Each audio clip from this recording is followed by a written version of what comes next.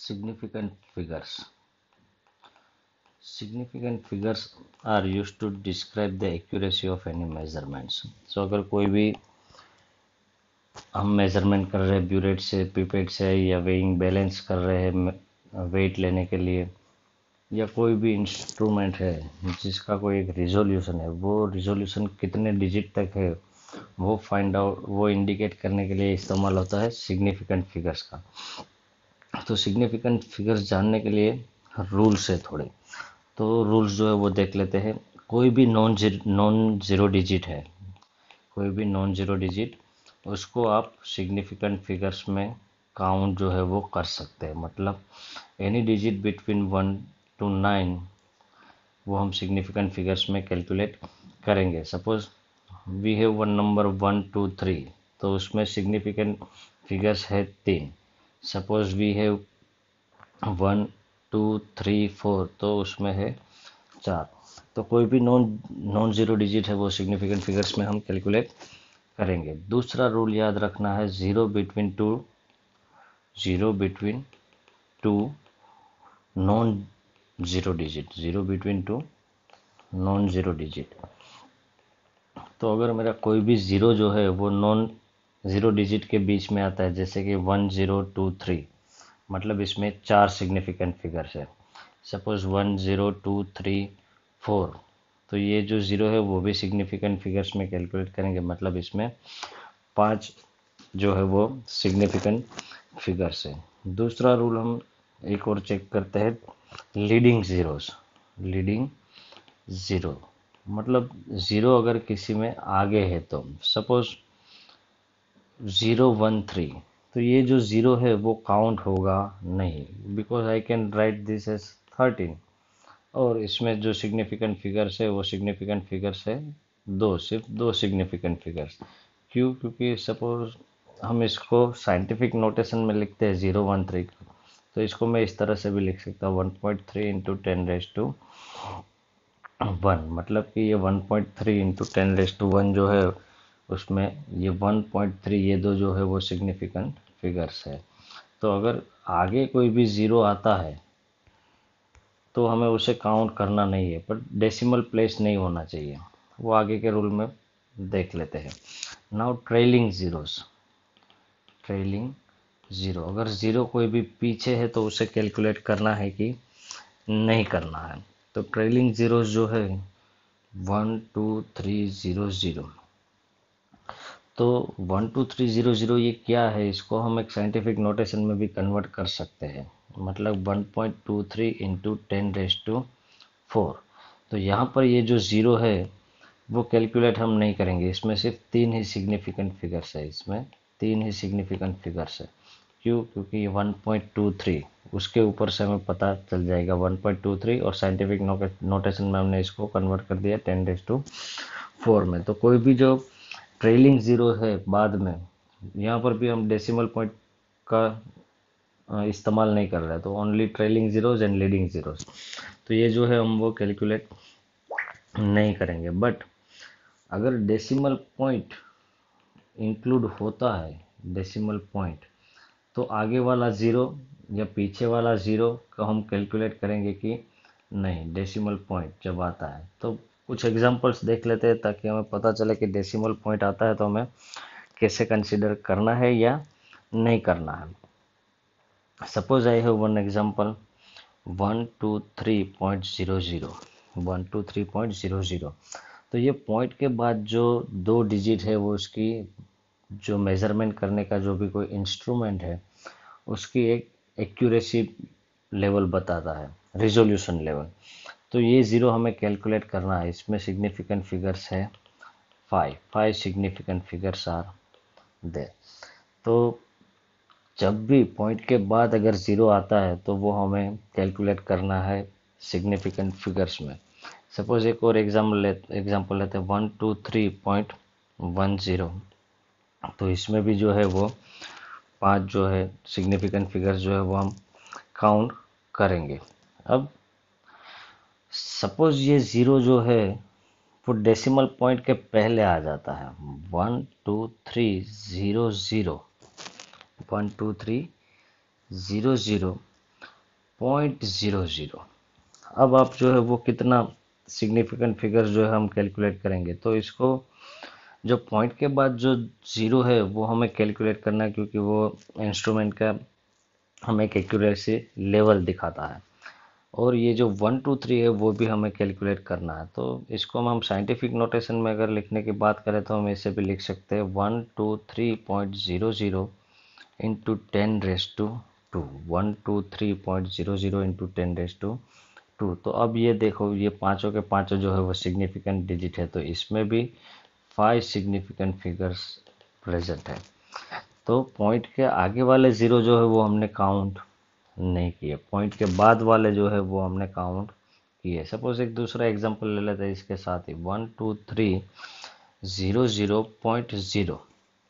तो अब ये पॉइंट के बाद एक्यूरेसी दिखाता है, ये जो है 3 डिजिट वो भी हम काउंट करेंगे। तो इसको साइंटिफिक नोटेशन में अगर मैं लिखना है तो ऐसे भी लिख सकता हूँ 1.230 इंटू 10⁻², या तो मैं 123.0 इंटू 10⁻², ये सॉरी ये वाला नहीं, 123.0 इंटू 10⁻²। तो अब ये जो है वो 4 सिग्निफिकेंट फिगर्स है, इसमें 4 सिग्निफिकेंट फिगर्स जो है वो प्रेजेंट है। तो ये फॉर्म में हम नहीं लिखेंगे, हम इसको 123.0 इंटू 10⁻² करेंगे तो हमें 4 सिग्निफिकेंट फिगर्स जो है वो मिल जाएगी।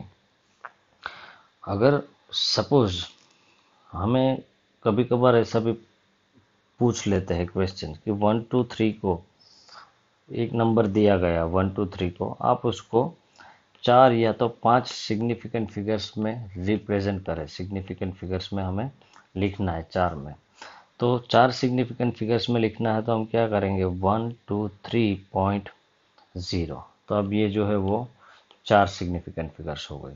सपोज 5 सिग्निफिकेंट फिगर्स में रिप्रेजेंट करने के लिए लिखना है तो 1 2 3.0, तो ये हो गया 5 सिग्निफिकेंट फिगर्स। तो ऐसे हम अलग अलग सिग्निफिकेंट फिगर्स में इसको लिख सकते हैं।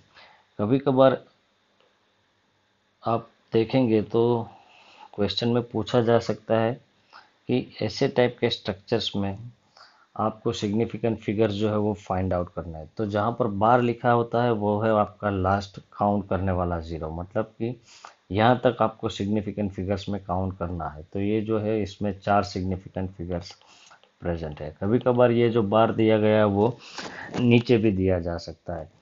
तो अलग अलग जो भी है, हम कोई भी चीज़ जो देते हैं उसमें सिग्निफिकेंट फाइंड करने के लिए देते हैं, तो यहाँ पर बार वाला ऊपर या तो नीचे है वो आपको काउंट करना है, बाकी काउंट नहीं करना है।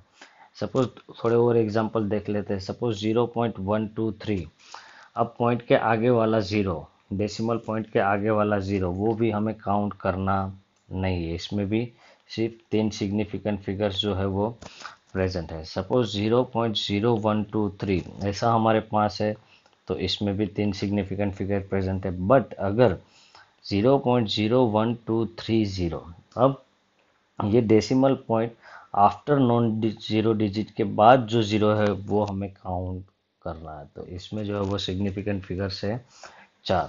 दूसरे एग्जांपल जो पूछे जा सकते हैं वो है मल्टीप्लिकेशन एंड डिवीजन के।